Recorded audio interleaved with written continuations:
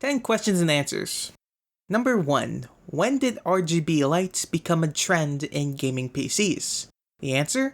Surprisingly, there isn't a clear answer. Looking into the history of RGB LEDs, it only became possible around the 1990s when blue LEDs were possible, as we previously only had red, green, orange, and yellow LEDs in the 1960s. Blue LEDs were needed to gain the rest of the total color spectrum people can see. The only answer I could find was a comment on a Reddit post asking who first started the RGB trend, 6 years ago. So don't expect the answer of this post to be definitive, but the comment claims that cooling fans started coming with LEDs around 2005, and goes on to write that RGB LEDs started blowing up in the late 2010s. So basically, there is probably a definitive answer out there, but one would need to filter out the hundreds of PC parts with LEDs, sort all of them by the dates parts were manufactured in order to determine whether or not the trend of PC parts that had LEDs trickled onto the scene, or if it was a boom of multiple manufacturers developing PC parts that had LEDs simultaneously independent from one another. Number 2. How did spelling bees come about? The answer? While the National Spelling Bee started in 1925, the term itself dates back into the 1850s, but the concept goes as far as back as 1769 under different names such as spinning bee, husking bee, etc. But to answer the question, it was used to motivate students to learn uniform spelling.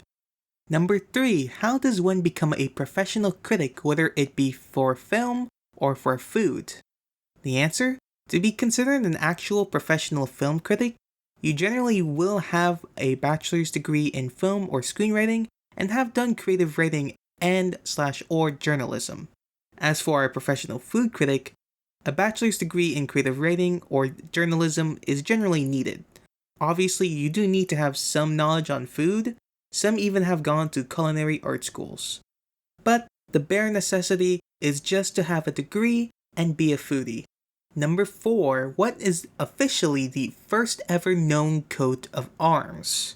The oldest coat of arms goes back to the 11th century, with the Bayeux Tapestry containing imagery of several coat of arms of unknown family origin.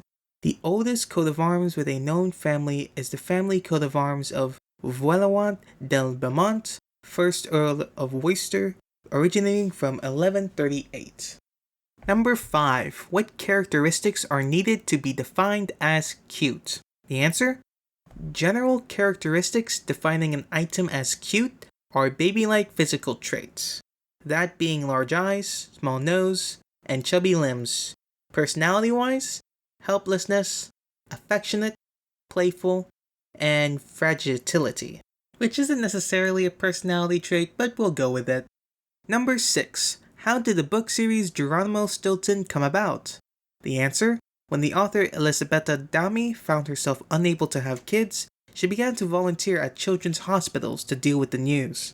Taking inspiration from the comedian Patch Adams, she started to tell comedic and adventurous stories with the starring character named Geronimo Stilton. With her tales teaching morals, she would eventually begin publishing these stories. Number 7. How do reusable ice packs work? The answer? So when I was researching this, I found out there were 2 types of ice packs. I didn't know that. Anyways, how reusable ice packs work is all based in science, obviously. So what else would it be? Basically, the following content is within a reusable ice pack: water, silica gel, non-toxic blue coloring, a thickening agent, a freezing agent, and propylene glycol. That last one is important. It allows the ice pack to remain cold without freezing solid. Added with the other contents making up an ice pack, the ice pack remains flexible and squishy. Number 8. How does a string of letters officially become a word? The answer? Basically, there are 2 important criteria and 2 other criteria which determine the longevity of a potential word. The first 2 criteria are that the word is being used by a large population and the word's definition is definitive and not subjective. The latter 2 criteria are that the word is useful for the population, and the last criteria is that the likelihood of the word sticking around. making this last criterion dependent on the previous 3 criteria. After that, lexicographers will add it to the dictionaries.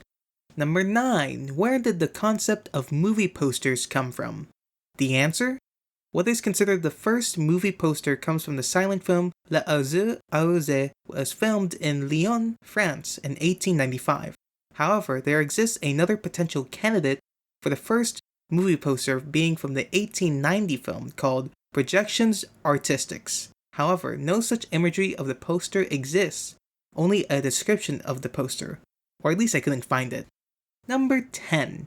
Did George R.R. Martin expect that reaction from the TV series finale? The answer?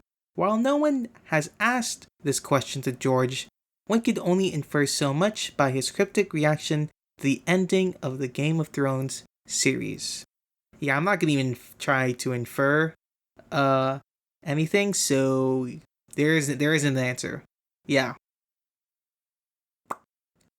Anyways, hope you enjoyed the video. Have a fantastic day, afternoon, or night. See you guys later.